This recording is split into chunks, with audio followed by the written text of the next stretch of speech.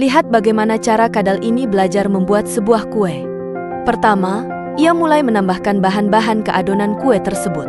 Kemudian adonan itu segera diblender dan ia mulai meremas-remasnya. Sedikit sentuhan pun dilakukan. Tidak lupa juga untuk menggilingnya. Ia juga menambahkan beberapa sendok selai coklat. Setelah itu adonan pun digulung. Ia pun memotongnya menjadi beberapa bagian. Dan selamat, kue buatan kadal ini berhasil disajikan. Selamat menikmati.